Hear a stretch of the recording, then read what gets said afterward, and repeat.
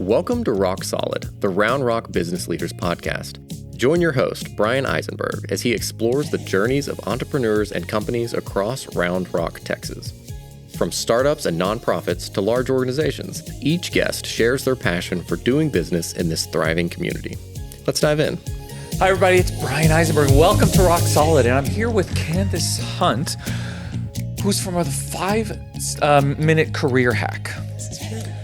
And I just find that whole concept fascinating. And I know we're going to dig deeper into it.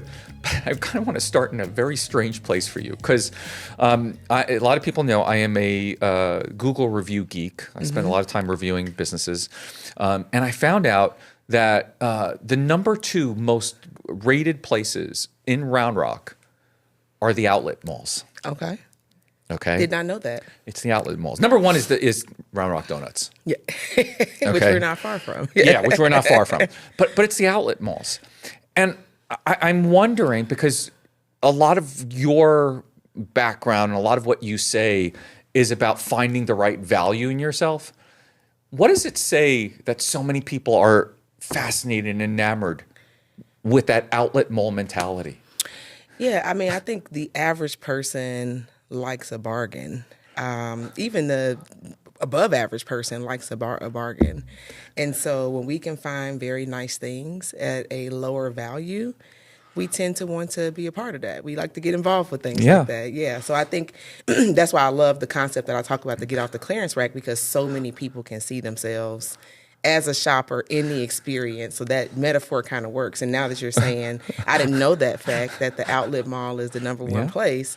I think that's number two place. Yeah. Yes. Thank you. The number 2 place. I think that speaks again to, we like bargains. We like to save money. It's a way of life almost for some people. Yeah. So what was the moment, and I know you worked at Five Below for a little bit, which is kind of that mindset. What was the moment that you realized that someone had stuck a discount sticker on you?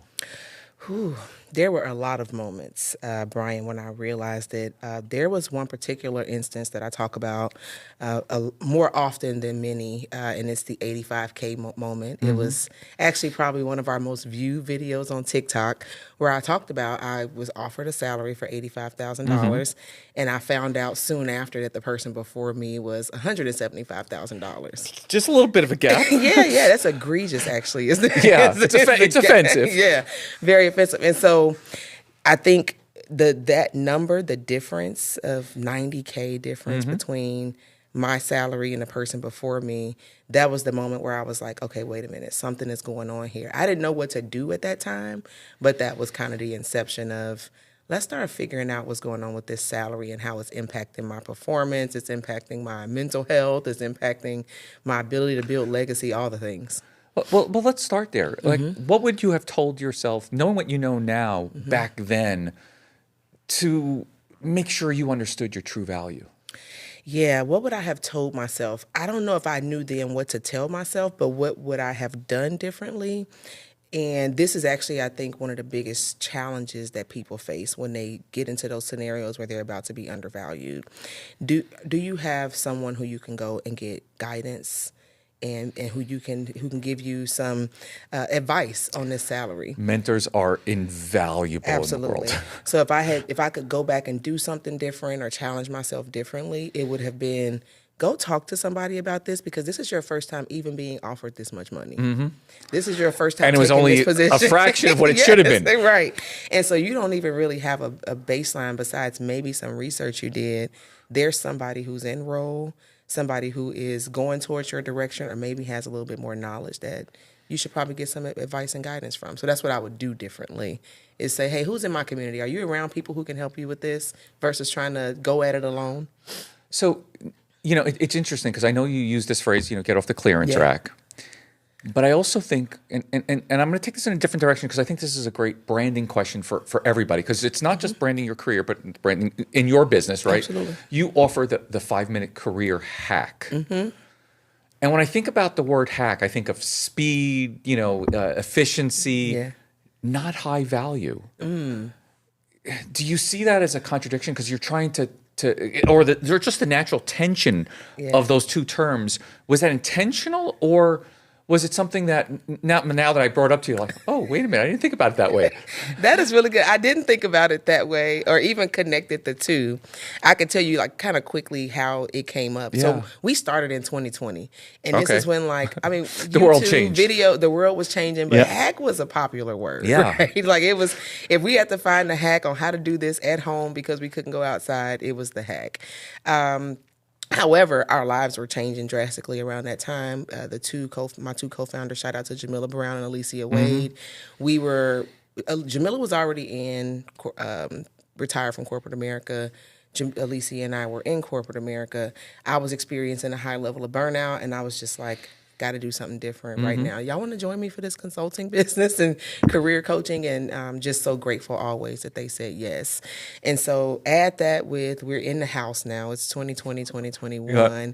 And then we started to have these conversations about how many trainings, workshops have we attended and facilitated collectively? Thousands of hours. And what exactly are we doing with this information? We have booklets galore probably sitting in some file cabinet. I can see you shaking your head, so you can probably relate. And so we were like, okay, and then now everybody wants to do master classes and trainings. How are we going to be different? Because we're good at this, but how are we going to be different?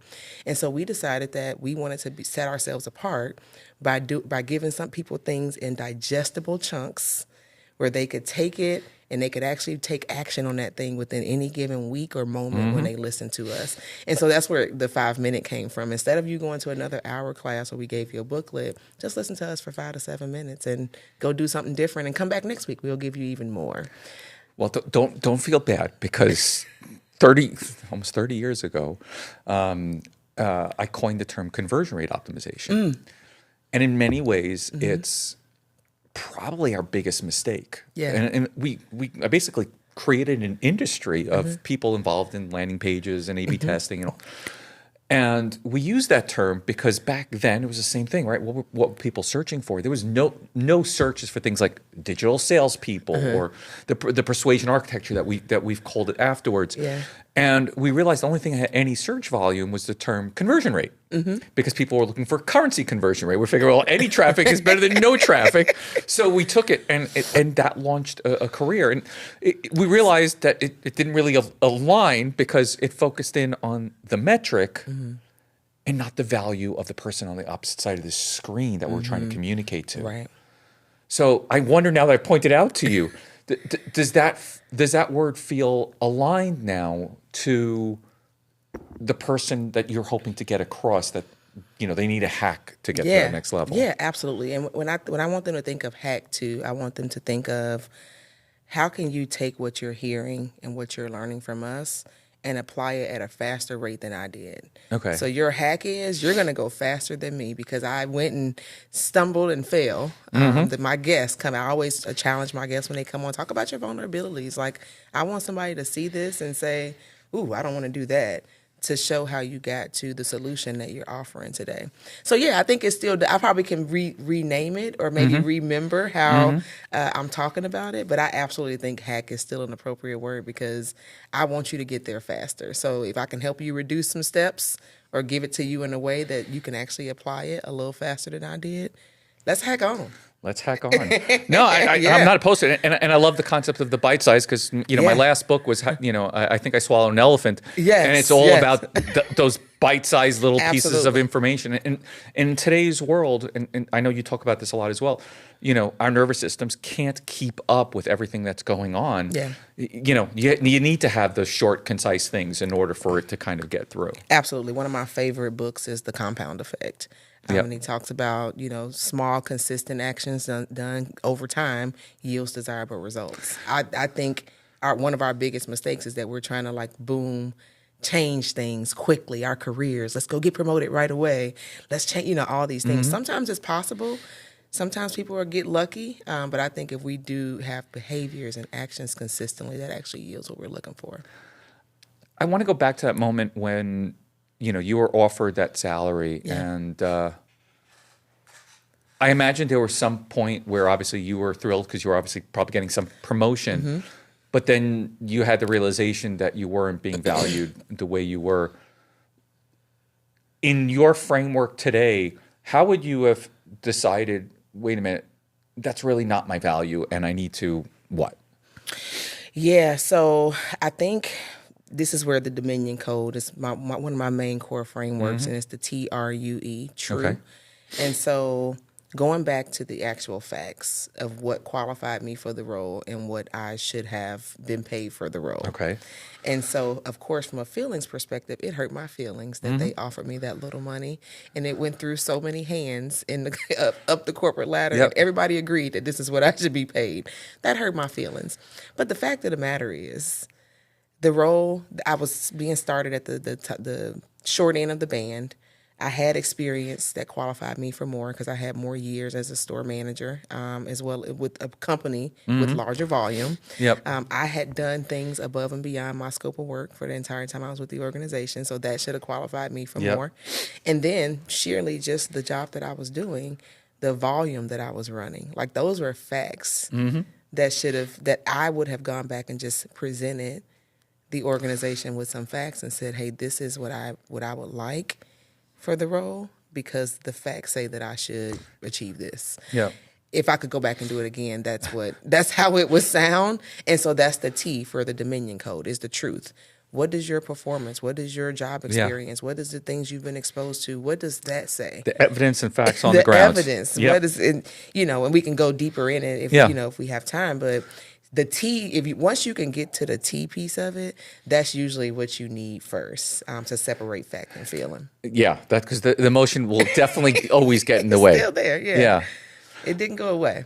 I'm very curious how you're handling people today who are facing the fact that AI is stripping away so much value from their jobs, and in many organizations we're seeing so many layoffs and stuff like that.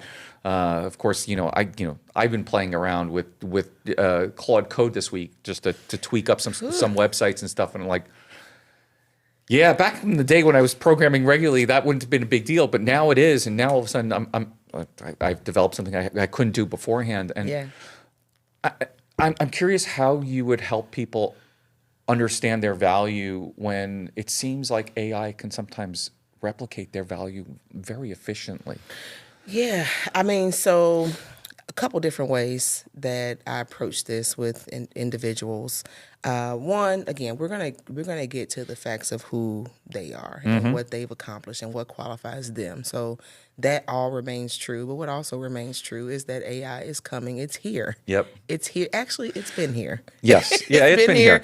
My co-founder and I were talking just yesterday because I watched the Diary of a CEO podcast and listened to the Uber CEO talk about how AI was going to, eventually take jobs. And we were like, well, it actually kind of started back when we went from typing in codes at the grocery store to barcodes. Like, it's been here. It just looks a little differently now.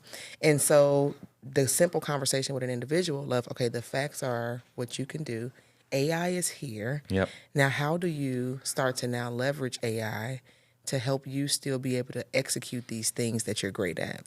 And so that can look like us, when we're helping them with resume or LinkedIn or whatever that is. Hey, here's some prompts that I think will be helpful for you. Here's some approaches that you can take with AI. It's here, and you need to use it as a tool. For organizations, I think the same thing. We like to say, okay, this is the function, this is what the role needs for you to be successful, and here's how an organization can use AI. So we have a course that we teach for Society of Human Resources Management, SHRM. You all know it as SHRM. And it's how to strategically use AI. We want these conversations coming up in rooms because we have to embrace it versus maybe pretending that we're caught off guard when they start eliminating roles for it. Talk about it now, and let's use it to our advantage. Well, with that, I know you have, 2 kids as well. One seems to be like high school age or approaching high school at least. She looks like it. She's 11. Yeah, that's what I she has said. the mind of a high schooler, though. Yes, yeah. She definitely came off that way. That's why I was like, she's either there or about there. What's your concerns for her as a career going forward? Because we know that the jobs my parents had are not the same jobs we have today, and obviously what our kids are going to have not the same we have today. How are you guiding her to think forward? So such a rich question. Thank you. Because this is, I'm a very, if you can't tell, like I'm a super calm person. Yeah. Like I love life. I'm high on life. Like it doesn't take much to Yep. get me excited. So I have very few worries. One thing that I worry about is that technology is going to happen to us and not happen for us. Yeah. And so I really focus with my children on how does technology happen? How do they use it to their advantage? I don't know if you've noticed, but they're here. They don't have iPads. I did notice that. They have Yep. books. They have a workbook and a book that they're using. So I using technology is a reward. That's one thing. Mm-hmm. That's a reward for them. That's a rule in my household. 2, I'm teaching my kids how to use artificial intelligence Mm-hmm. responsibly. And so my daughter and I, we have a T-shirt business, Ryleo Designs, Mm-hmm. and she learned how to write her prompts, her newsletters using AI, how to take her organic thoughts, jot Yep. those down first, and now let's see how we can leverage the tool to help us. So 1, technology for good use. 2, let me expose you right now to how you can actually use it to be more efficient so you can continue to learn faster. Like I'm having those conversations with them. And then 3, I want to be the source of the truth. So as a parent, I have as many conversations about everything as possible. And the reason that I brought this up is because I can control how it happens in my home, Yep. but I can't control their friends' internet, their friends' exposure to technology. So they're coming home and telling me things that they talked about, and I'm like, whoa, let's have a sit down, right? So I'm trying to get ahead, like making sure that we're having open and honest conversations. So as externally they learn things or experience AI at school, they can always come to me and say, hey, I learned this. Is this true or not? So I'm curious now a couple of different things, Yeah, because yeah. one, you obviously have your coaching business. You've come from a long corporate background, in retail. You have this other side business with the T-shirts, and I want to dig into that a little bit. Are you hoping that they follow your entrepreneurial journey or follow a more traditional career path? I want them to choose what they want to do. Okay. And so one of my very intentional goals as a parent is to expose them to as much as possible. They're here today with me because I want them to see what's possible for them. And so I don't know what they will do. I just know that they can choose careers. So we focus on leadership and talk about careers. Actually, how we started with the T-shirt business is my daughter was watching me become an entrepreneur. Awesome. So she was like, hey, I want to do that too. And now she takes up about 50 to 60% of my time on her entrepreneurial endeavors. and I still, so that means I have to work a little extra to do my own. But the purpose of it all is so they could choose and not feel like they had to take a certain career path based on what I told them they had to do. I watched my mom as a single mom work really, really hard, 2-3 jobs. So that's what I did. I went and worked real hard and decided that's what made me valuable.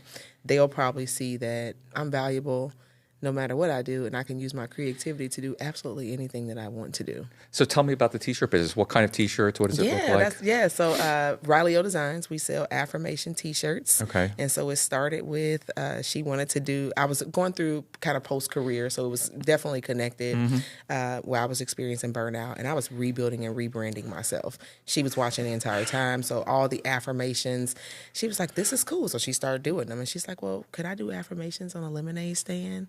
I'm like, okay, do whatever you want to do. She's like, but they're going to throw it away. And then she thought about bracelets. Well, I was also denouncing the cardigans from work because I was always dressed in business attire. So I was heavy in my T-shirt era. And she's like, can we just put it on T-shirts? And so we did. We got the print. We bought a print from an organization. And it said, you are enough. And we went around for probably about a year with that one you are enough print. And it did very well. Then that expanded quickly into, we have I am enough. We've got 4 basic main designs. But I am enough. And then custom is where we spend the majority of our time. So restaurants, businesses, sports teams, anybody. I think one of your guests, Trina Martin, was here. We do her T-shirts for Fine Arts Builds Human Skills. Yeah, so we serve a lot of organizations locally and beyond with our T-shirts, custom business. Do you see the point where she'll be using things like Claude to design her new T-shirts and write those descriptions and kind of just automate all of that process? Oh, absolutely. So descriptions, Claude and ChatGPT. So she's still learning some of the design stuff. And so I've thought about showing her how to start, building designs. However, I want her to fine tune her skills so she's even more confident in that, so she doesn't get to AI and it's like, oh, I don't have to learn it anymore. So we haven't introduced that part, but it's coming soon. It's coming soon. Yeah. Another big part of your message to the world is dealing with burnout, and it's hard. I mean, it's hard for everybody in today's world, especially obviously single mom, out of career, new job.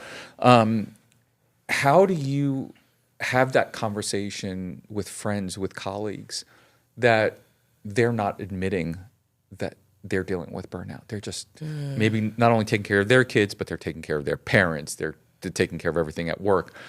It's nonstop demands on them, and their body's screaming, and they're not talking about it. Absolutely. For me, I'm very warm. However, when I think it's a matter of life and death, my tone changes and the conversation is a little bit more blunt.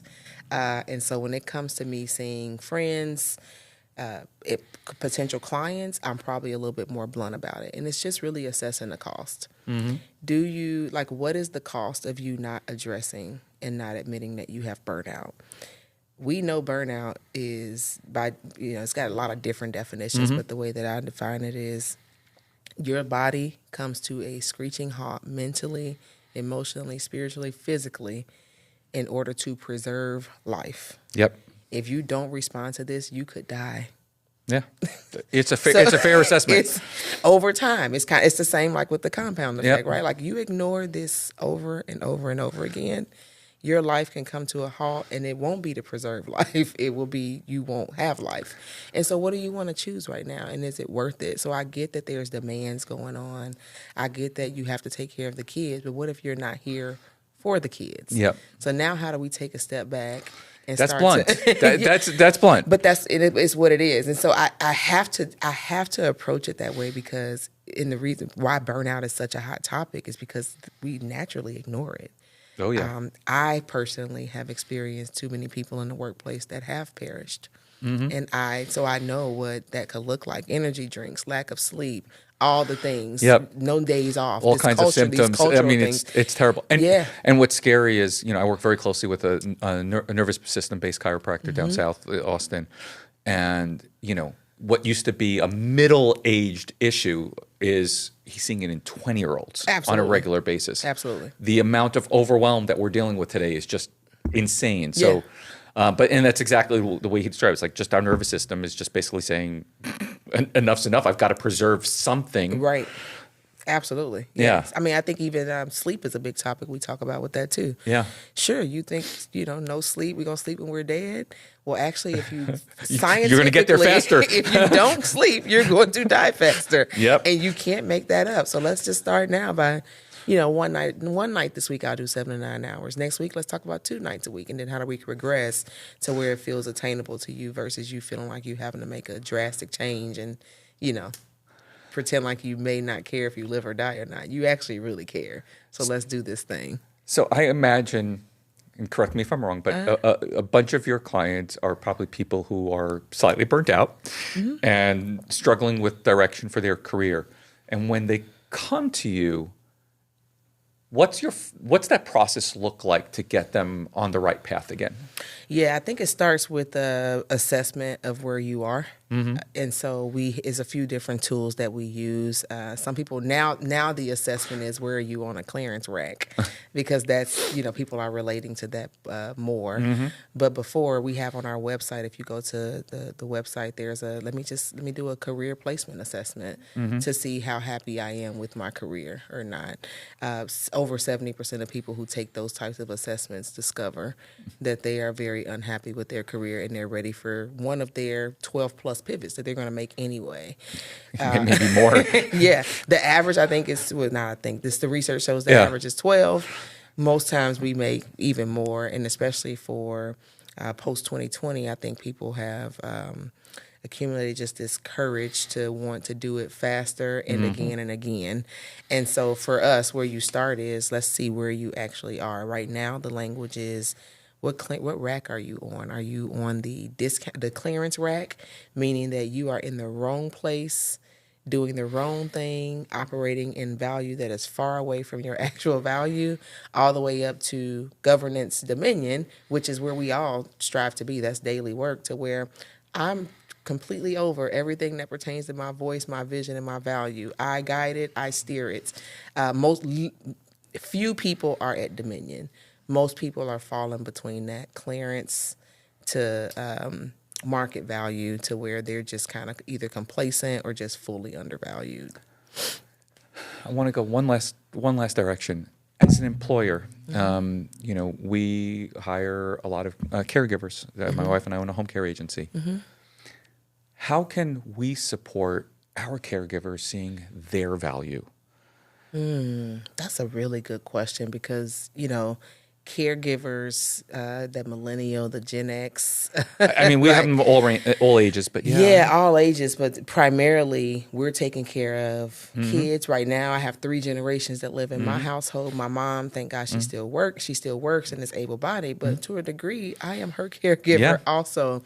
And so how can we support? I think it's carving out space to ask more questions of how are you feeling is a big question that I'm on, whether it's a personal, professional.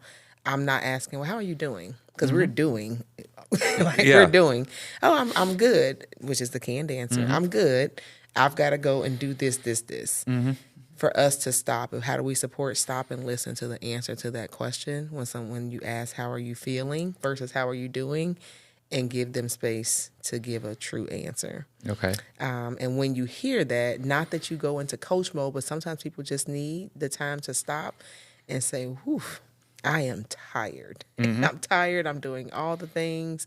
And then we can, kind of understand which direction we steer them in or how we just hold space for them.